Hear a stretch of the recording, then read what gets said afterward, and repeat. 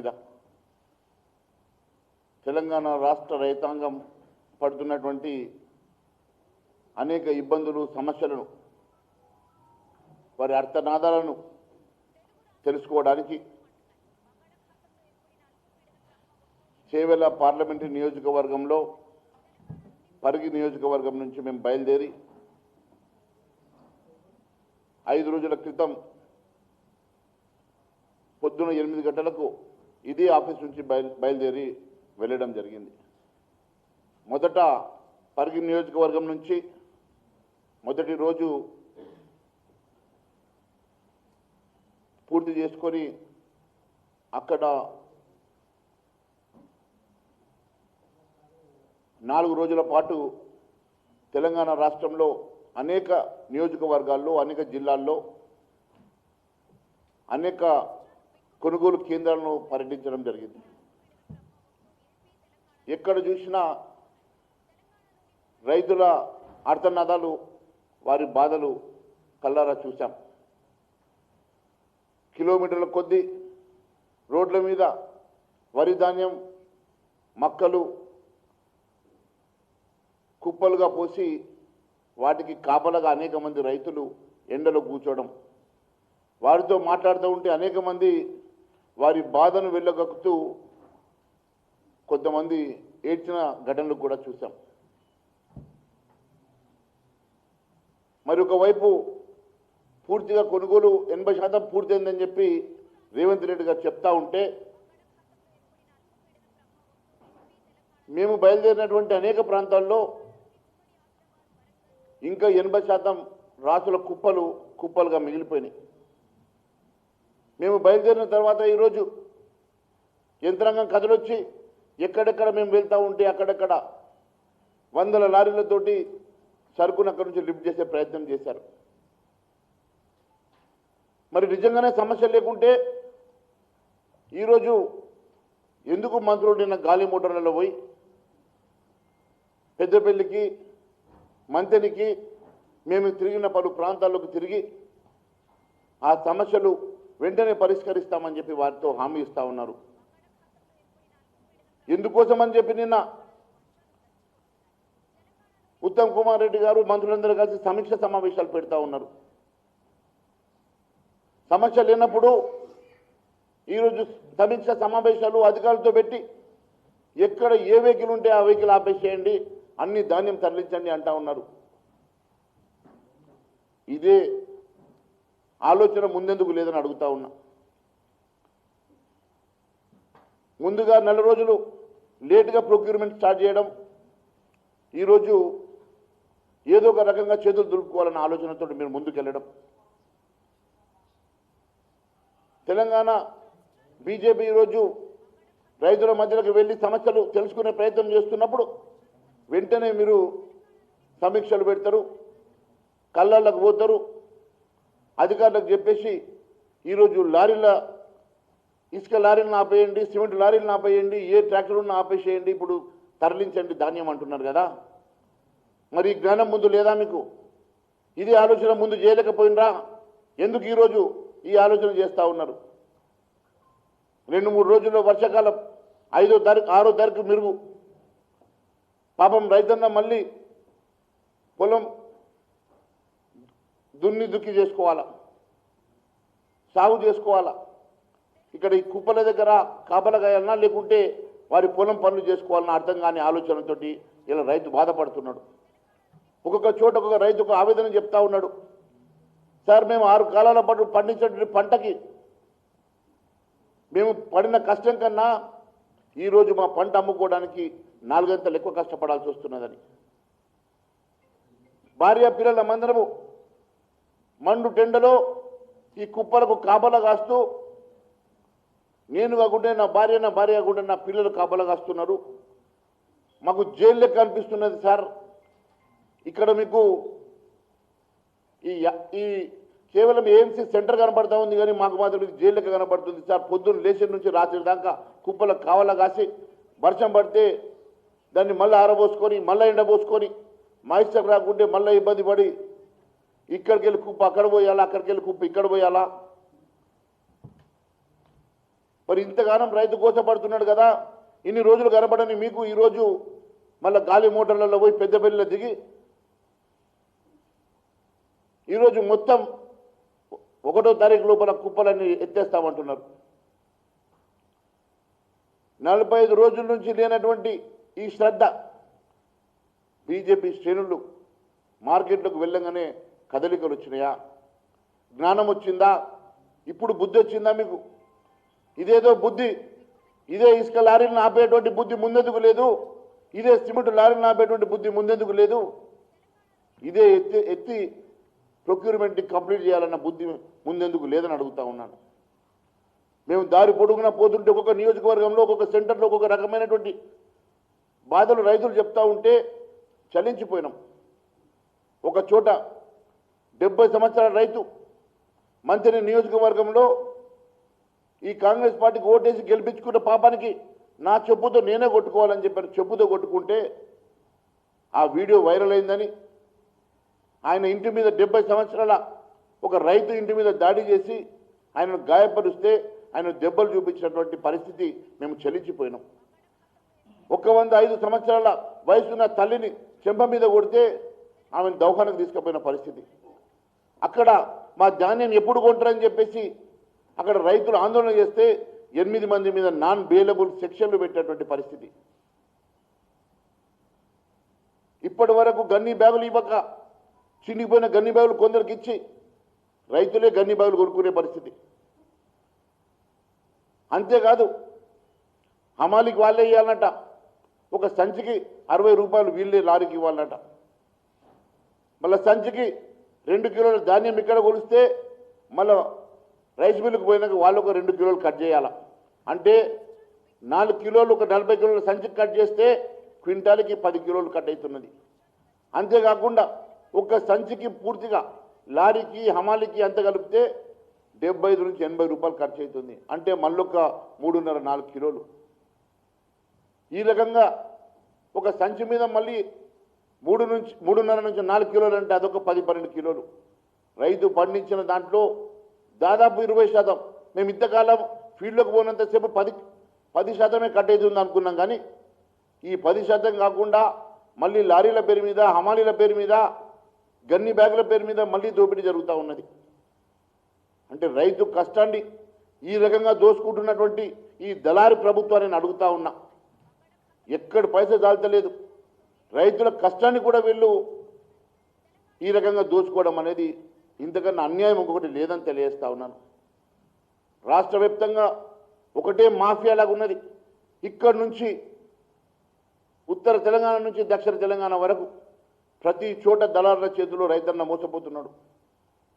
అధికంగా ధాన్యం కొనుగోలు, అధికంగా ధాన్యం జోకుడుతో పాటు హమాలీల పేరు మీద, సంచుల పేరు మీద, లారీల పేరు మీద మళ్ళీ సంచికి 78 రూపాయలు ఖర్చు చేయిస్తున్నారంటే మళ్ళీ 3-4 కిలోల ధాన్యం అధికంగా మీరు తీసుకున్నట్లే కదా. ఇంతటి దారుణమైనటువంటి పరిస్థితి రాష్ట్రంలో నెలకొంటే అసలు సమస్య లేనట్ల 80% కొనుగోలు జరిగిపోయినట్ల చెప్తా ఉన్నాడు. ఇప్పుడు నేను చూసినాను టీవీలో చెప్తా ఉన్నాడు ఉత్తమ్ కుమార్ రెడ్డి గారు. ఈ రాష్ట్రంలో నేను మొన్నటి నుంచి చెప్తా ఉన్నా 141 లక్షల మెట్రిక్ టన్నుల వరి పండుతుంది ఈ రాష్ట్రంలోని. అంటే 1,41,00,000 మెట్రిక్ టన్నుల వరి ఈ రాష్ట్రంలో పండుతుందని. కానీ నువ్వేమంటున్నావు? మొన్ననేమో 90 లక్షల మెట్రిక్ టన్ను కొనుగోలు చేస్తామన్నావు, ఈరోజేమో 75 లక్షల మెట్రిక్ టన్ను కొనుగోలు చేస్తా అంటున్నావు. అంటే దాదాపు సగం మాత్రమే పండించిన పంటలో సగం మాత్రమే కొనుగోలు చేస్తా అంటున్నావు. ఆ రోజు ఎన్నికల మేనిఫెస్టోలో ఏమన్నావు? చివరి ధాన్యం వరకు కొనుగోలు చేసే బాధ్యత నాది అని చెప్పి ఆ రోజు రేవంత్ రెడ్డి గారు అన్నారు. అప్పటి ముఖ్యమంత్రిని నీకు చేత కాకుంటే దిగిపో, నేను కొనుగోలు చేస్తా, ఈ ధాన్యం అంతా ఎక్స్పోర్ట్ చేస్తా అంటివి. మరి ఏమైంది రేవంత్ రెడ్డి గారు? ఈరోజు ముఖ్యమంత్రిగా 2.5 సంవత్సరాలు అయింది. ఎందుకు కొనుగోలు చేసి ఎందుకు ఎక్స్పోర్ట్ చేస్తలేవని అడుగుతున్నా. ఈరోజు 141 లక్షల మెట్రిక్ టన్నుల ధాన్యం ఎందుకు కొంటలేవు?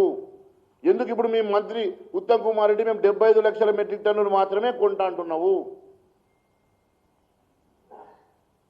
కేంద్ర ప్రభుత్వం ఎప్పటిలాగానే 56 లక్షల మెట్రిక్ టన్ను కొనుగోలు చేస్తున్నావు నువ్వే చెప్తున్నావు. మరి కేంద్రం ఎప్పటిలాగానే 56 లక్షల మెట్రిక్ టన్ను కొనంగా నువ్వు మిగిలింది నువ్వు కొనుగోలు చేయాలి కదా, నువ్వు మేనిఫెస్టోలో పెట్టినావు కదా, ప్రింట్ చేసినావు కదా, ఓట్లు అడుక్కున్నావు కదా, ఆ ఓట్లతో గెలిచి గద్దెనెక్కినావు కదా, గద్దెనెక్కగానే గద్దె లెక్క మారిపోతుంది. ఉన్నది మర్చిపోతురా మీరు. ఏ మాట అయితే ఈరోజు ఈ రైతన్నలకు మీరు ఇచ్చిన హామీ ఇచ్చిండ్రో ఆ హామీలు మర్చిపోయి ఈరోజు మాకు సంబంధమే లేదు, మేము ఇంతనే కొంటాం, అట్లెట్లా కొంటారు? హామీ ఇచ్చింది మీరు. మొన్నటికి మొన్న 90 లక్షల మెట్రిక్ టన్ను కొంటాని, ఈరోజేమో ఇప్పుడు స్టేట్మెంట్ అరగంట కింద మేము 75 లక్షల మెట్రిక్ టన్ను కొంటాం.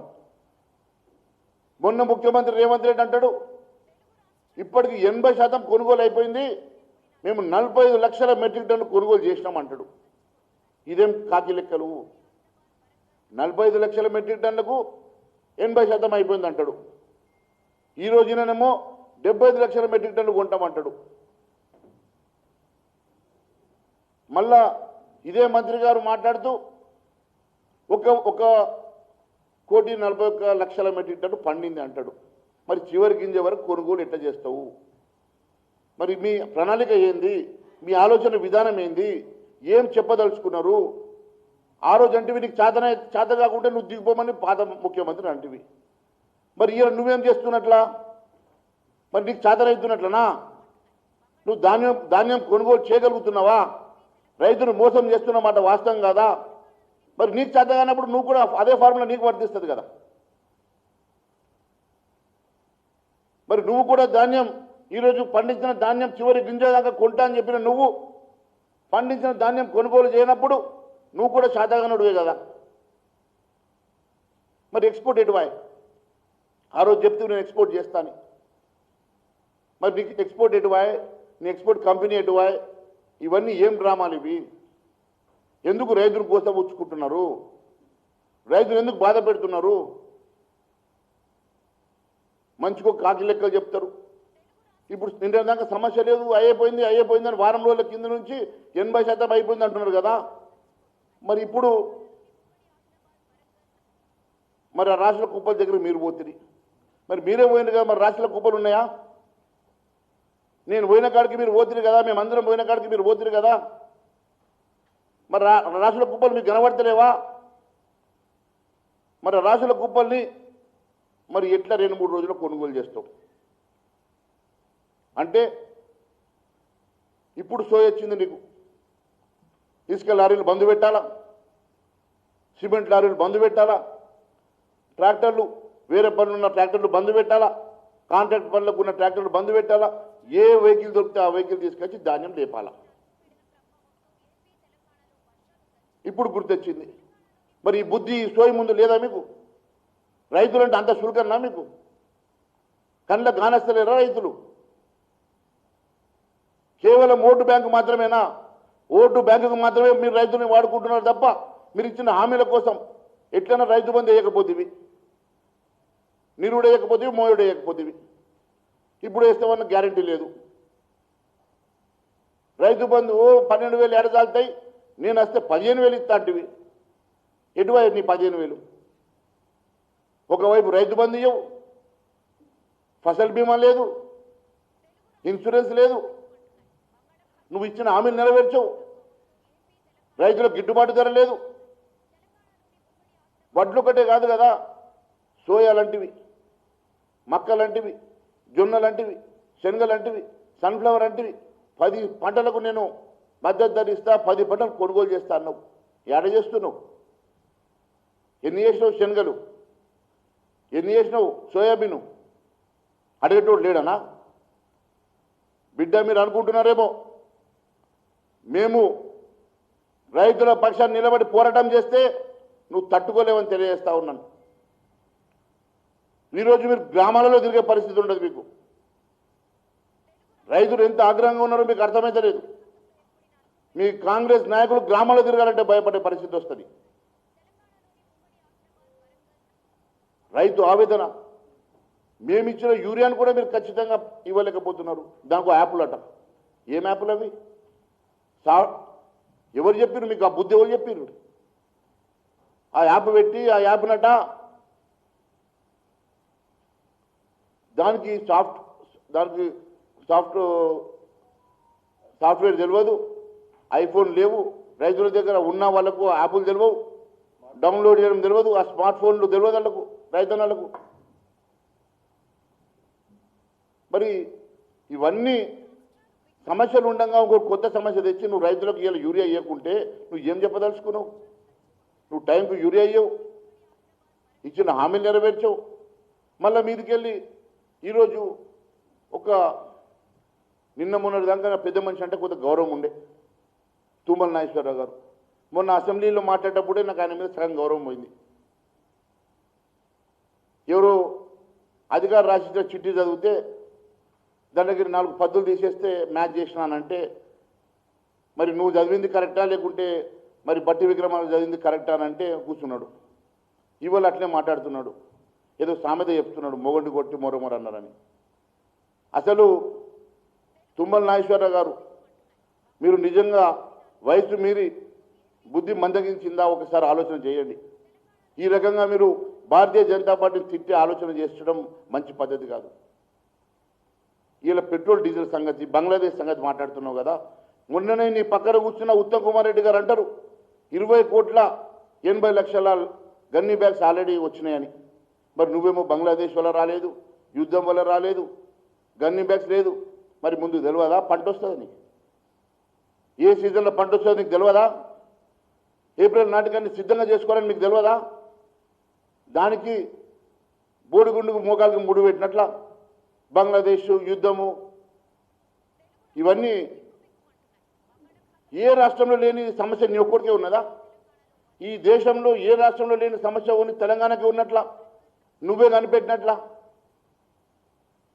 డీజిల్ అట్ట మీ ఉత్తమ్ కుమార్ రెడ్డి చెప్పిండు ఈ రాష్ట్రంలో డీజిల్ కొరత లేదు అని అనేక సార్లు చెప్పిండు, అసెంబ్లీ సాక్షి చెప్పిండు, అనేక డైస్లో చెప్పిండు ఎక్కడ డీజిల్ కొరత లేదు అని. మరి ఈరోజు డీజిల్ కొరత గురించి మాట్లాడతాడు. డీజిల్ కొరత ఉన్నది ఎక్కడన్నా? ఇలా ఏ రాష్ట్రంలో భారతదేశంలో ఏ రాష్ట్రంలో లేనంత పెట్రోల్ మీద 30 రూపాయలు ట్యాక్స్ వసూలు చేసే నువ్వా మాట్లాడేది? సిగ్గుండాలా మీ ప్రభుత్వానికి. ఈరోజు డీజిల్ మీద వ్యాట్ తగ్గించుకుంటే దాదాపుగా 30 రూపాయలు మీరు వసూలు చేసుకుంటా ఈరోజు మీరు మాట్లాడుతున్న నీతులు. మొన్న కేంద్ర ప్రభుత్వం తగ్గించుకున్నప్పుడు తగ్గించుకోవాలని చూయలేదా నీకు? మీ కాంగ్రెస్ పాలిత ప్రాంతాల కన్నా కూడా నువ్వు ఎక్కడ తీసుకుంటున్నావు రేటు? వేరే రాష్ట్రాలతో కంపేర్ చేయు. ఎక్కడ లేనటువంటి ట్యాక్సులు వేసి ఇలా నువ్వు మాట్లాడుతున్నావు.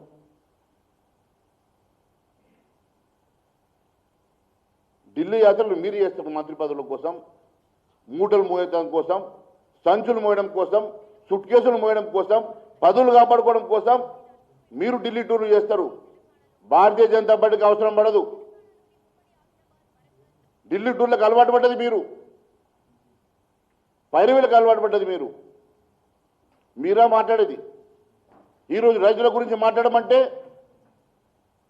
ఏదో సమస్య డైవర్ట్ చేయాలని ఆలోచన చేస్తూ ఉన్నారు కదా.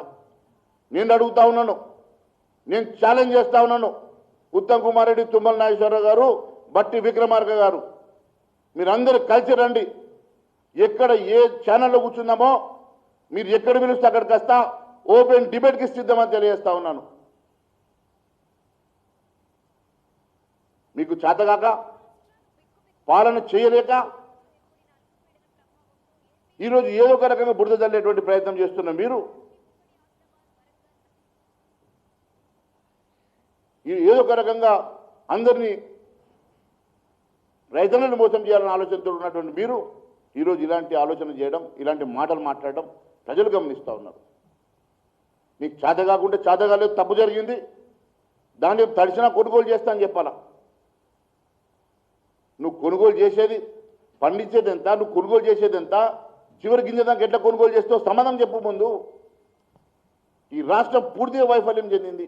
అడ్మినిస్ట్రేషన్ కంట్రోల్ లేదు. నువ్వు చెప్తే కలెక్టర్ ఇంటలేరు, నువ్వు చెప్తే మినిస్టర్లు చెప్తే అధికారులు ఇంటలేరు. కేవలం ఒక డ్రామా కంపెనీ నడుస్తూ ఉన్నది, ఒక రియల్ ఎస్టేట్ బ్రోకింగ్ కంపెనీ నడుస్తూ ఉన్నది రాష్ట్రం.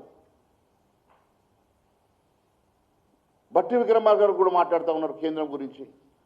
అయ్యా బట్టి విక్రమార్క గారు, మీరు ధాన్యం గురించి మాట్లాడకన్నా ధనం గురించి మాట్లాడితే మంచిగా ఉంటుంది. మీకు ధనం మీద ఉన్న రోకు ధాన్యం మీద మీకు ఎక్కడిది? మీరు ఎప్పుడు పండించారు ధాన్యము? తుమ్మల నాగేశ్వరరావు గారు, మీకు తెలియదా? ఈ రాష్ట్రంలో జొన్నలు ఒక ఎకరానికి 30 కుంటలు పండితే 10 కుంటలు కొంటావా? ఇదే నా చివరి ధాన్యం వరకు కొనుగోలు చేసాడంటే నువ్వు కొనుగోలు చేసేది 10 కిలోల ఎకరానికి. మక్కలు 40 కుంటలు పండితే నువ్వు కేవలం 26.5 కుంటలు మాత్రమే కొంటా అంటున్నావు. జొండలు 30 కుంటలు పండితే నువ్వు 10 కుంటలు మాత్రమే కొనుగోలు చేస్తా అంటున్నావు. మరి మిగిలిన ధాన్యం ఎక్కడ పోవాలా? రైతు దినం రాత్రి కష్టపడి పండించిన పంట ఈరోజు కళ్ళలలో పోసుకొని గత 45 రోజుల నుంచి ఎండలలో ఎండుకుంటా, అకాల వర్షం పడితే కాపాడుకుంటా రైతు 45 రోజులు గోసపడితే ఇలా కొనుగోలు చేసేది ఎంత అండి? మీరా మాట్లాడేది? దేనికోసం ఇచ్చిండు? చివరి ధాన్యం వరకు కొనుగోలు చేస్తానని హామీ ఇచ్చిన మీరు సమాధానం చెప్పాలని అడుగుతున్నాం. కాంగ్రెస్ వాళ్ళు యాత్ర ఎందుకు భయపడుతున్నారు? బీజేపీలో ఈరోజు యాత్ర చేస్తే కాంగ్రెస్ వాళ్ళు ఎందుకు భయపడుతున్నారు?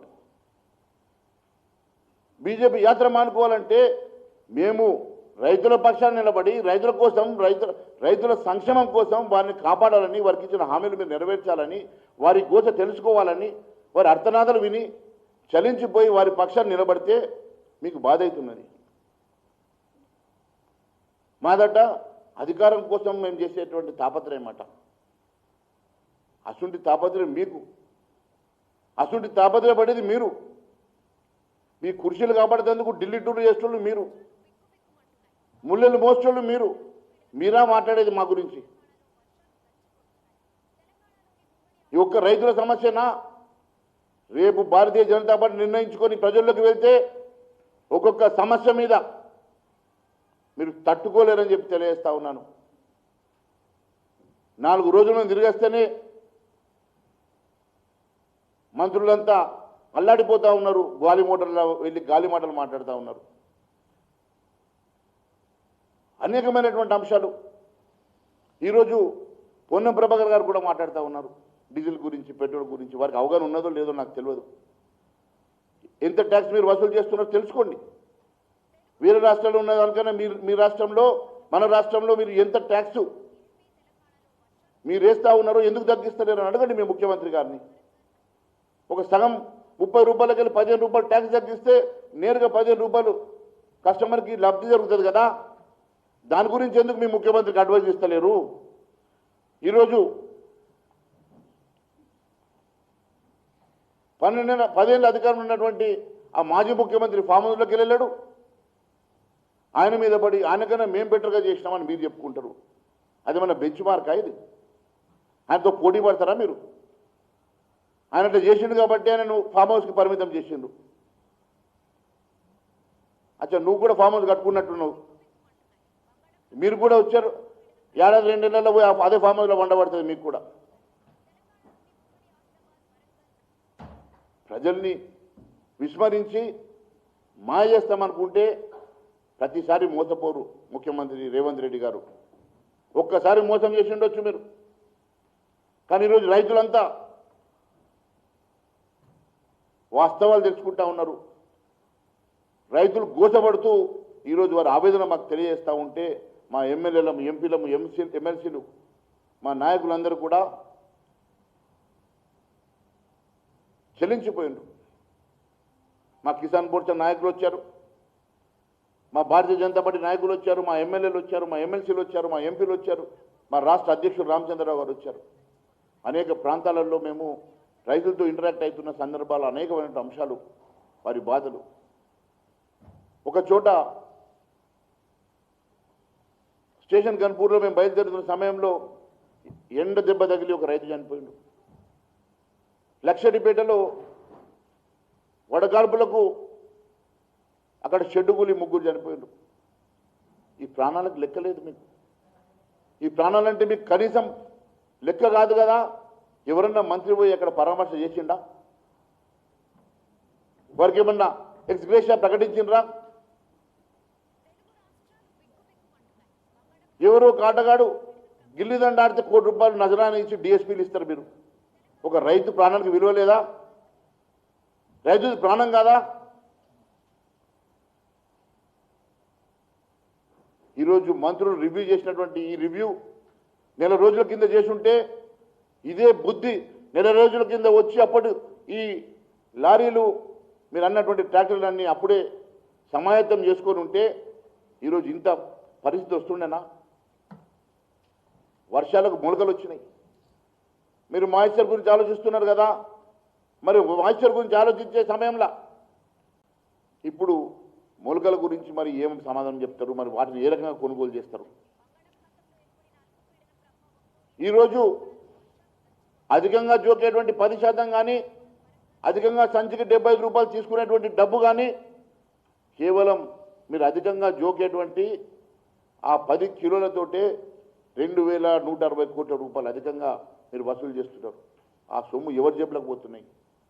అంతేకాదు ఇప్పుడు కొత్తగా మాకు తెలిసినటువంటి అంశం ఏంటంటే ఒక సంచికి ₹75-80 మీరు వసూలు చేస్తున్న డబ్బులు అంటే అవి కనీసం ఎంత తక్కువన్నా అవొక 1,800 నుంచి 2,000 కోట్లు, దాదాపు 4,000 కోట్ల రూపాయలు రైతుల దగ్గర దోచుకునే సొమ్ము.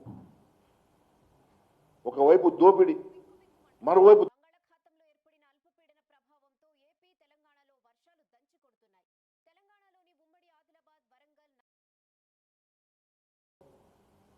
దాడి చేసి ఇంటిల్లి పాదిని హింసించే ప్రభుత్వం, చనిపోతే కనీసం పరామర్శించే ప్రభుత్వం.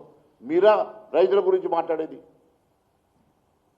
మంత్రులందరూ కలిసి ఈరోజు భారతీయ జనతా పార్టీ మీద పడి మా మీద శాపనార్థాలు పెడతా ఉన్నారు కదా.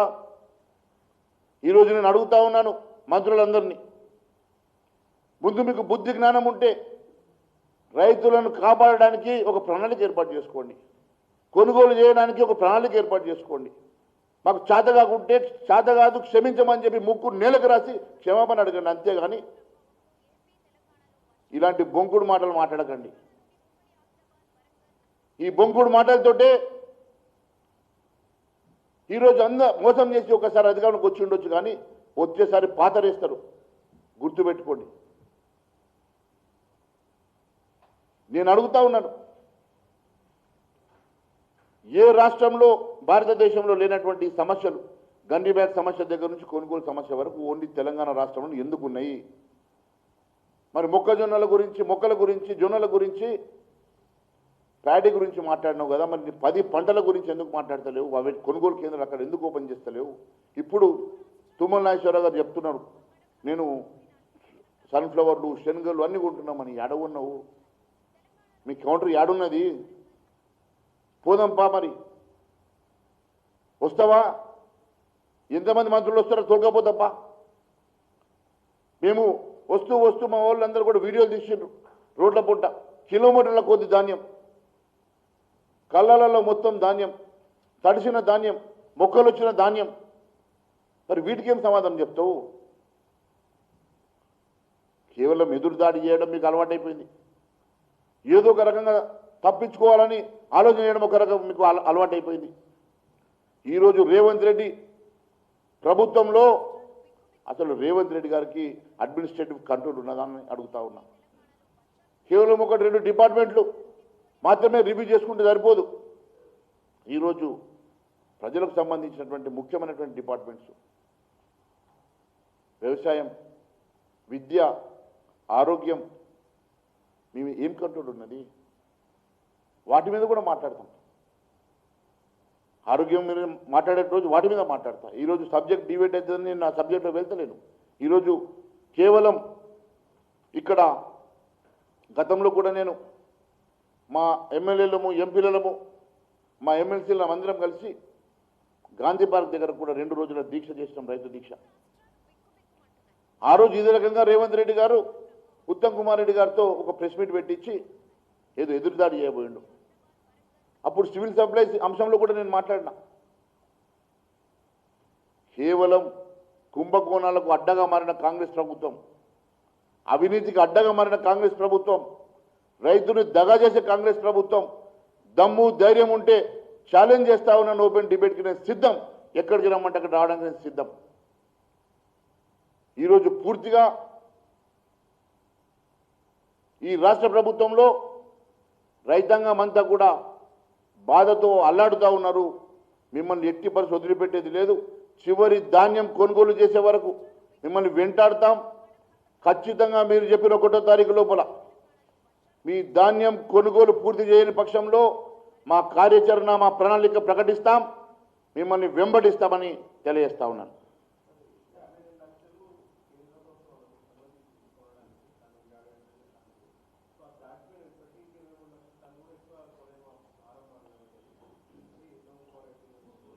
చూడండి, చివరి ధాన్యం కొనుగోలు చేసే బాధ్యత నాది అని మేనిఫెస్టో రాసుకునేది వాళ్ళు,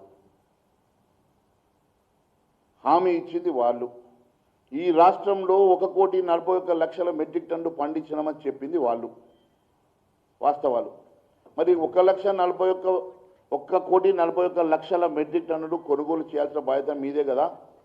మరి దాని గురించి ఎందుకు డిస్కషన్ చేస్తూ ఉన్నారు? మరి 75 లక్షల మెట్రిక్ టన్నే కొంటామని ఎందుకు చెప్తా ఉన్నారు? మరి మిగిలిన దాన్ని ఎందుకు కొనుగోలు చేయరు? హామీ ఇచ్చి అధికారంకి వచ్చేది మీరు కదా. కేంద్రం మిల్లింగ్ చేస్తే మేము డబ్బులు, కేంద్ర ప్రభుత్వం సంచికి డబ్బులు కేంద్ర ప్రభుత్వమే ఇస్తుంది, శుద్ధికి డబ్బులు కేంద్ర ప్రభుత్వమే ఇస్తుంది, హమాలికి డబ్బులు కేంద్ర ప్రభుత్వమే ఇస్తుంది, ట్రాన్స్పోర్ట్కి డబ్బులు కేంద్ర ప్రభుత్వమే ఇస్తుంది. ఇన్ని ఇచ్చిన తర్వాత మళ్ళా ఈ దోపిడీ ఏంది? మిల్లింగ్ చేసి మీరు రైస్ ఇవ్వడానికి మీ పని ఏంది? కేవలం మిల్లింగ్ చేసి ఆ రైస్ని ఎఫ్సిఐకి ఇవ్వాలి. అంటే మీరు కేవలం మీడియేటర్గా మీరు నిలబడాలి. ఆ పని కూడా మీకు చేత అయితే లేదు. ఈరోజు లెట్ మీ కంప్లీట్. ఈరోజు 56 లక్షల మెట్రిక్ టన్నులు కేంద్ర ప్రభుత్వం కొంటుంది అన్నప్పుడు నువ్వు 56 లక్షల మెట్రిక్ టన్నులు మాత్రమే నేను కొనుగోలు చేసి 56 లక్షల మెట్రిక్ టన్నులు మాత్రమే నేను మీకు బిల్లింగ్ చేసి ఇస్తా అని చెప్పేసి నువ్వు హామీ ఇవ్వలేదు కదా. నువ్వు చివరి ధాన్యం వరకు కొనుగోలు చేస్తా అని చెప్పింది నువ్వే కదా. మరి ఈరోజు వాటి కోసం పూర్తిగా గన్నీ బ్యాగ్స్, సుత్రి, దారం, దబ్బనం, లారీ ట్రాన్స్పోర్టు అమాలీల దగ్గరికి కేంద్ర ప్రభుత్వం ఇస్తున్నది. మళ్ళీ ఒక బ్యాగ్కి 75 రూపాయలు ఎందుకు వసూలు చేస్తున్నావు? మళ్ళీ దానికి తరుగు తాళ్ల పేరు మీద సంచికి 4 కిలోలు ఎందుకు మీరు అడిషనల్గా జోకుతున్నారు? మరి దీని మీద వచ్చేటువంటి డబ్బు ఎవరి ఖాతాలకు పోతున్నాయి? పూర్తిగా ఈ రాష్ట్రంలో ఒక దోపిడీ రాజ్యం నడుస్తూ ఉన్నది. కేవలం ఈ రాష్ట్రంలో రైతును దగా చేసేటువంటి దోపిడీ వస్తూ ఉన్నది. ఏదన్నా కలామిటీ వచ్చిందనుకోండి, ఒక విపత్తు వచ్చిందనుకోండి, ఒక అధిక వర్షం వచ్చిందనుకోండి, కరువు వచ్చిందనుకోండి, రైతు నష్టపోతున్నాడు కదా. అప్పుడు దానికి మీరు బీమా ఇస్తామన్నారు, ఎందుకు ఇస్తలేరు? కేంద్ర ప్రభుత్వం ఫసల్ బీమా యోజన ఉంది కదా, అది ఎందుకు ఇస్తలేరు? అది ఇస్తానే రైతు కొంచెం ఆసరా ఉంటుండే కదా. మొన్న అనేక జాగాలల్లో పంట కాలిపోయింది. ఆ పంట కాలిపోయింది, ఎన్యుమరేషన్ తెప్పించి నువ్వు పైసలు ఇవ్వలే. నిరుడు కరువు వచ్చినప్పుడు, అధిక వర్షాలు వచ్చి నష్టపోయినప్పుడు ఎన్యుమరేషన్ చేసి నువ్వు దానికి పంట నష్టం ఇవ్వలేదు. అదే ఇన్సూరెన్స్ ఉండుంటే ఈరోజు ఆ బాధ ఉండకపోతుండే కదా. హైడ్రా పేరు మీద లేకుంటే మూసీ పేరు మీద లక్షల కోట్ల రూపాయల గురించి మాట్లాడే నువ్వు ఈరోజు దేనికోసం అని చెప్పి మా రైతుల కోసం ఒక 200 కోట్ల రూపాయలు ఇన్సూరెన్స్ కట్టడానికి బాధ అవుతున్నది. అంటే రైతులంటే మీకు ఎలాంటి ప్రేమ లేనట్ల? రైతుల గురించి మీరు కేవలం ఓటు బ్యాంక్ అనే మీరు ఆలోచన చేస్తున్నారా? రైతు సంక్షేమం గురించి కూడా ఆలోచిస్తున్నారా అనే అనుమానాలు వస్తూ ఉన్నాయి. పూర్తిగా ఈరోజు ప్రజల్లోకి భారతీయ జనతా పార్టీ వెళ్ళి ప్రజల కష్టాలన్నీ మేము రికార్డ్ చేసుకొని వస్తే ఒకేసారి భయపడిపోయి మంత్రులంతా మూకుమ్మడి దాడి చేస్తూ ఉన్నారు భారతీయ జనతా పార్టీ మీద. నేను మంత్రులను ఒకటే సూటి ప్రశ్నిస్తున్నా. తప్పుడు లెక్కలు కాదు, మా దగ్గర కూడా లెక్కలు ఉన్నాయి. మేము కూడా లెక్కలతో వచ్చినాం. దమ్ము ధైర్యం ఉంటే రండి, డిబేట్ చేద్దాం. ఎక్కడికి రమ్మంటే అక్కడికి వస్తా. తప్పుడు లెక్కలతోటి కాదు. తప్పుడు మాటలతోటి డిబేట్ చేసే పద్ధతి మంచిది కాదు. రైతులకు ఏ రకంగా మేలు జరుగుతుంది, రైతుల సంక్షేమం గురించి ఆలోచన చేయండి. రైతుల గురించి ఆలోచన చేయకుండా ఏదో 4 మాటలు ఎదురుదాడి చేస్తే సరిపోతుంది అనుకుంటే ఖబర్దారని తెలియజేస్తా ఉన్నాం. ఎట్టి పరిస్థితుల్లో మేము వదిలిపెట్టే సమస్య లేదు. మేము ఖచ్చితంగా దీని మీద మా ప్రణాళిక ప్రకటిస్తాం, ఇంకా ముందుకెళ్తామని కూడా తెలియజేస్తా ఉన్నాను.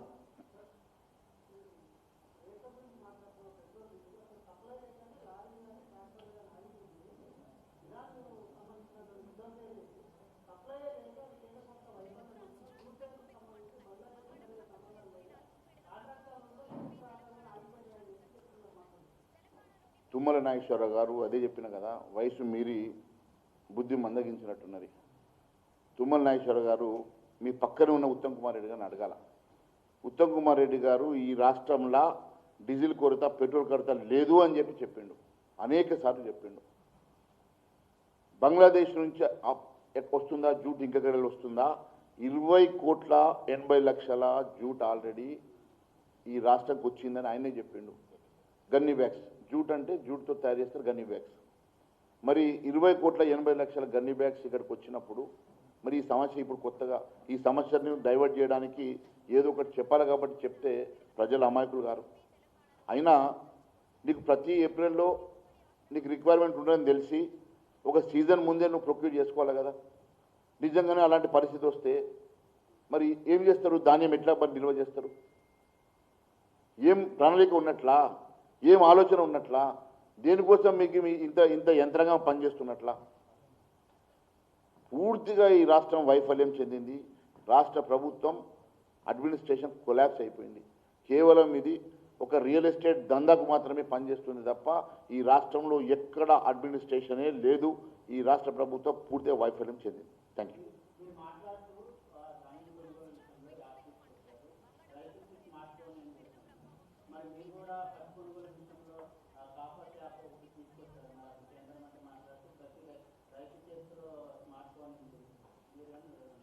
చూడండి, రైతు కొనుగోలు ఒక్కసారి మీరు స్టాక్ పెట్టిన తర్వాత, ఇప్పుడు నీకు ఈ గ్రామంలో నీకు ఎంత ఫర్టిలైజర్ స్టాక్ రిక్వైర్మెంట్ ఉంటుందో ఆ రిక్వైర్మెంట్ చెప్పిన తర్వాత నువ్వు ఏ యాప్ పెట్టినా ఆయనకు తెలియకుంటే పక్కన తోటి యాప్లోకి వెళ్ళి డౌన్లోడ్ చేస్తారు.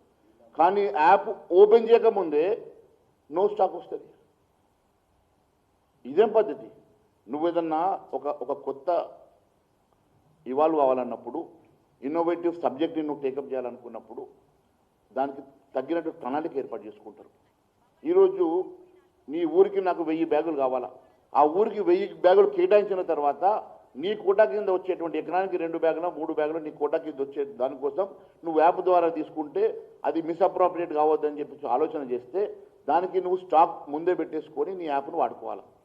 కానీ నువ్వు ఎక్కడి నుంచి ఎక్కడ స్టాక్ వస్తుందో, ఎక్కడ వస్తుందో యాప్ ఓపెన్ చేసి అని ఆలోచించే లోపల అందరూ యాప్ ముందర కూర్చుంటే 5 నిమిషాల లోపల 4గురికి వస్తే 4గురికి నో స్టాక్ వస్తున్నది. ప్యానిక్ అయిపోతున్నారు. అప్పుడు బ్లాక్ మార్కెట్లో పోయి కొనుక్కొచ్చుకుంటున్నారు. ఇదేం పద్ధతి? మీరు ఏదైనా ఆలోచన చేస్తే దానికి ముందుగానే ట్రైన్ చేసి ఒక పద్ధతి ప్రకారం ఒక ప్రణాళిక ఏర్పాటు చేసుకుని చేస్తారు. అంటే పూర్తిగా ఈ రాష్ట్ర ప్రభుత్వానికి రైతుల మీద వివక్షతోటి, ప్రేమ లేక, కేవలం వాళ్ళని దగా చేయాలన్న ఆలోచనతో చేస్తున్నటువంటి ఒక దుర్మార్గమైనటువంటి ఆలోచనతో రాష్ట్ర ప్రభుత్వం ముందుకు వెళ్తూ ఉన్నది. ఈ మంత్రులంతా ఈరోజు కేవలం గాలి మోటార్లు పెద్దపల్లి పోడు, గాలి మోటార్లు ఇంకొకటికి పోడు బంద్ చేయండి. మీరు కళ్ళకు పోండి, రోడ్ల మీద వెహికల్ వేసుకుని తిరిగి రండి, మీకు సమస్యలు తెలుసుకోండి. అప్పుడు ప్రజలు మిమ్మల్ని గౌరవిస్తారు.